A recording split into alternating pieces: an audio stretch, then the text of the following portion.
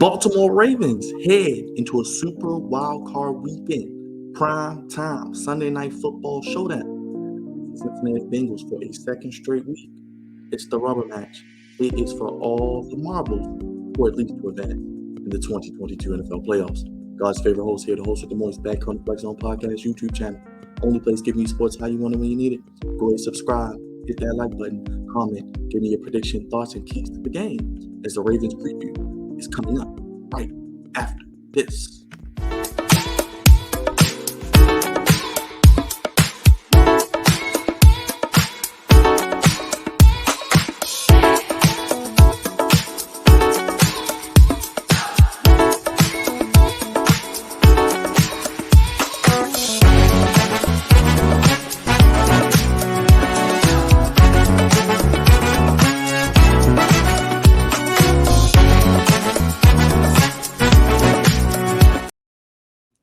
What's going on, Flex Zone family? God's favorite host, the host of the Moist back here on the Flex Zone Podcast YouTube channel. Only place giving you your sports how you want it when you need it.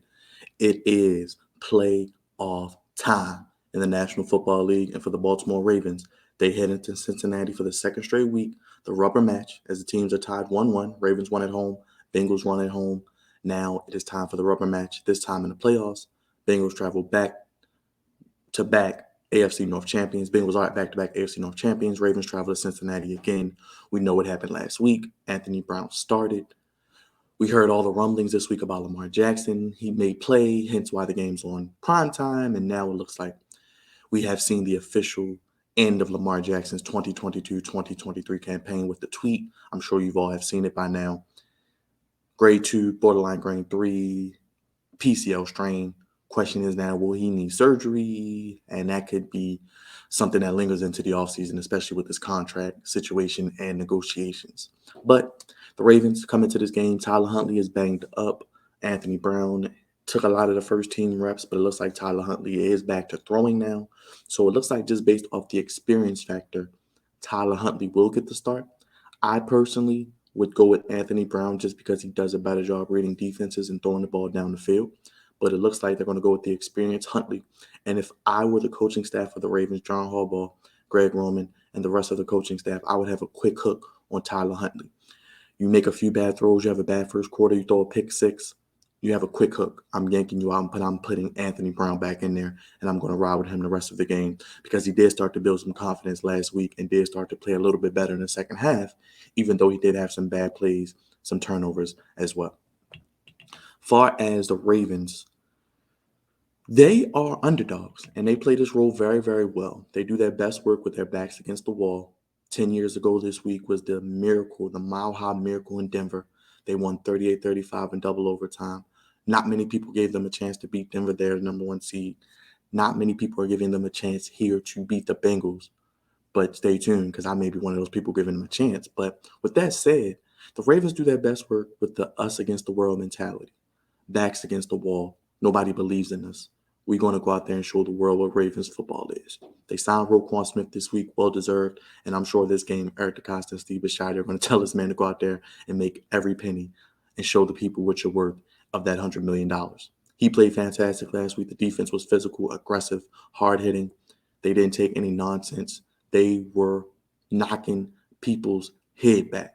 And that's what you want to see in the defense. I know Bengals players were saying they were playing a little dirty, but I don't think they were dirty. This is National Football League caliber, hard-hitting, blue-collar Ravens defensive football that we've grown to love over the years we've seen in the past. And Roquan Smith is bringing that to this defense, and you saw it last week. Now, let me get to my keys to the game because I do think that the Ravens, this game's on prime time. They're on the road. The crowd will be much more alive this week, in my opinion. It will be a welcome to the jungle type vibe. I think the Bengals offensively will play better. I think Burrow will play better, in my opinion. His receivers may have bigger games. But I do think the Ravens have a better chance than people are giving them credit for.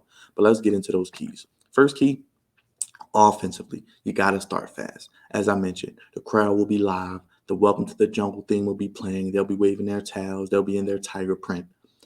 Ravens have to start fast. The question is, do they take the toss and do they receive? Do they defer? If they win last week, they took the ball and tried to put their offense in position to score points. Now, do they go back to their normal philosophy of deferring and putting the defense out first where they could double up at the end of the first half? I do not know. But they have to start fast. Maybe get the ball, go score a field goal. Or maybe put your defense out there, get a 3 and out. Those are ways you can start fast. No turnovers. 4 turnovers last week. That was the difference in the game. If they didn't turn the ball over 4 times, they would be in that game and have a legit chance to win. And this could be a whole different location of this football game. No turnovers in the playoffs, especially because everything is amplified 2 to 3 times more. Next, score touchdowns in the red zone. Just like in 2000, the Ravens offense is not the best, to say the least. The offense is offensive. Now, if the Ravens could somehow muster up offensively 2 touchdowns, they will really have a chance to really steal this game, in my opinion. They got to score touchdowns when they get in the red zone. However that may be, Greg Roman, open up the vault, create some opportunities for your players to win in the red zone. Andrews, likely.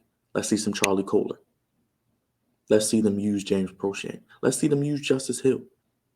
Let's see them use these guys who can make plays in the passing game in short yardage and in the red zone as well. Rush for over 200 yards as a team. I think J.K. Dobbins needs to have over 100 yards this game.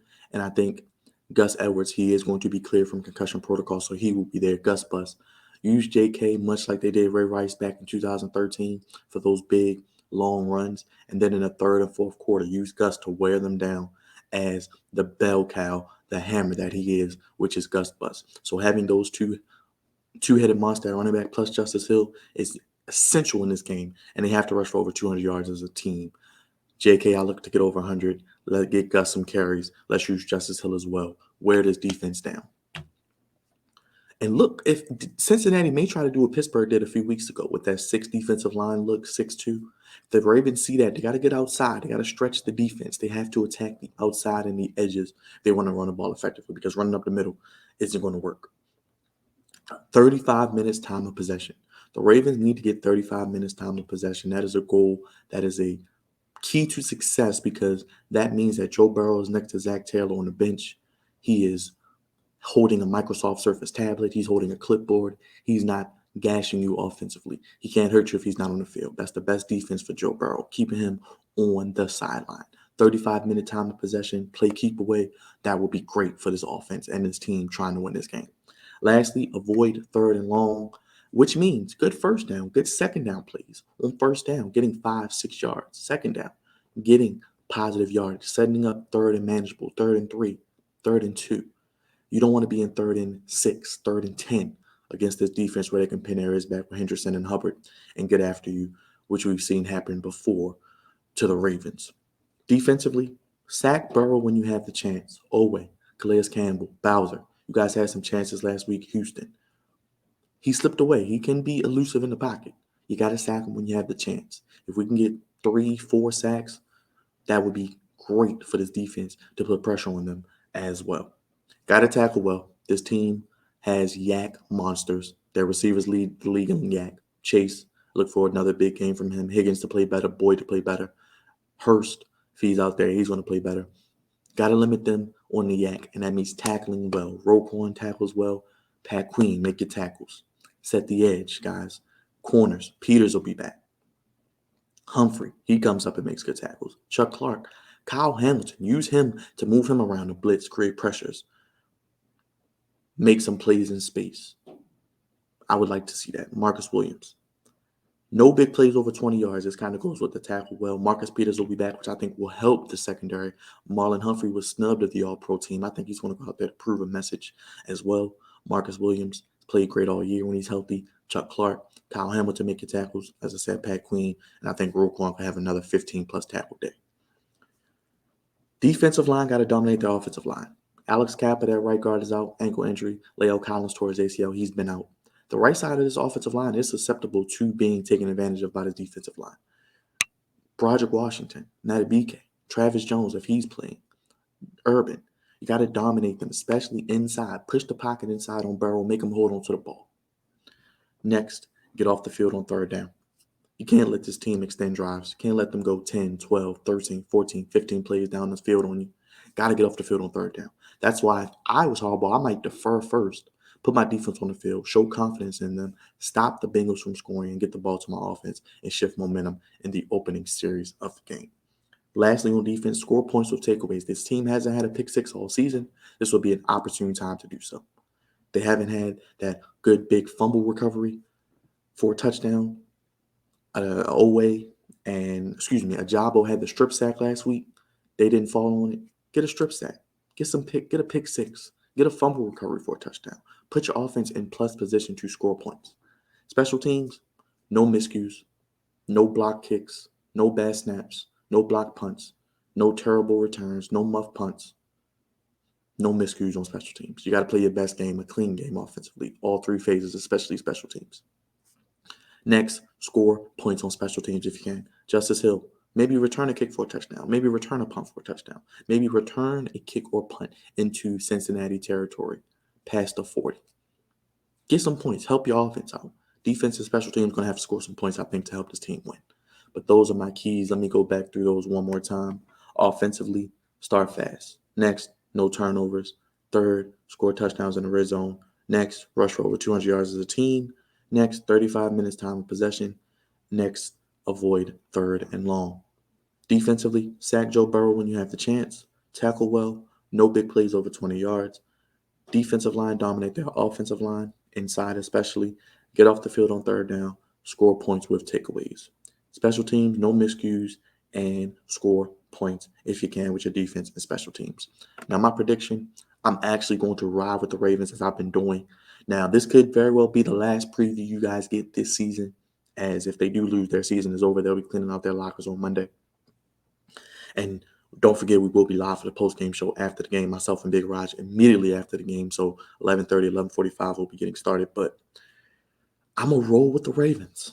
I think the defense will get them a touchdown. I think the offense will be able to muster up 2 touchdowns. And I think the Ravens defense is the difference in this game. And I think they do get that 35-minute time possession. J.K. Dobbins gets over 100 yards. Gus probably adds in another 40 or 50.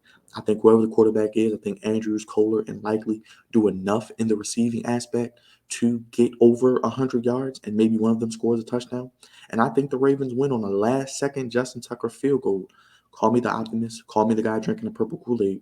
24 Ravens, 23 Bengals, and the Ravens advance to the next round of the playoffs. They still won. Backs against the wall, us against the world mentality. Nobody does it better than the Ravens. Harbaugh, don't forget, Harbaugh has the most road wins of any coach in NFL history on the road. And the Ravens are undefeated on the road in wild card games. So the numbers, the history, the pedigree speaks for itself. And I think the Ravens know the Bengals well. I think the Bengals know the Ravens well. But I think if the Ravens cannot get out coached, make the necessary adjustments, not beat themselves, and play a clean game, they will be in this game in the fourth quarter, and I think have a chance to win in the last waning moments. Again, Ravens 24, Bengals 23. Let me know your thoughts on the keys to the game. Let me know your thoughts on what it's going to take for the Ravens to win. Give me your X factors. Give me your key players to look out for. Give me your prediction in the comments below. I'd like to see also defensively, David Ajabo, Justin Houston, Calais Campbell, Bowser, maybe some sort of NASCAR package also used to create pressure on Burrow, because we know that inside when you put Oweh over the guard, he does better than when he's going against the tackle. Mike McDowell, draw up some exotic looks, use a NASCAR package, use a rush package where you're getting after Burrow and you have your best athletes, Ajabo, Oweh, Campbell, Bowser, Queen, Roquan, all on the field together, getting after Burrow, collapsing that pocket, and getting pressure on him. Because we can get pressure on Burrow, make him hold onto the ball, now let Chase Higgins, Boyd, Hurst, Mixon, and P. Ryan, because I don't think they're going to run the ball out there. They're going to try to pass the ball to beat the Ravens. Keep those big plays to a minimum. Don't let them get yacked. Tackle well. I think they will be all right. Ravens flock, Ravens Nation, have faith. Don't be doom and gloom. I know Lamar's out, but I do think they will figure out this Lamar Jackson contract situation. Have faith, be positive, and stay tuned to the Flex On Podcast. Only place giving you sports how you want it when you need it. We'll be live after the Ravens and Bengals Sunday night primetime Super Wildcard Weekend playoff game with the official Baltimore Ravens post-game show. Myself, God's favorite host, and Big Raj, and social media producer here on the Flex On Podcast. Subscribe if you're new. Hit the like button. Show love to the Flex On. Help us out on this YouTube airways. Hit the bell to know when we're live for that post-game show Sunday night and into Monday morning, Martin Luther King Day. And comment down below. Let me know your thoughts. And check out all other videos on the channel. Lots of Ravens content and all types of other content as well. Signing off. Can't wait for this game Sunday night. Have faith, Ravens fans. We shall get it done. And we shall win against the Bengals. Peace. Have a good day.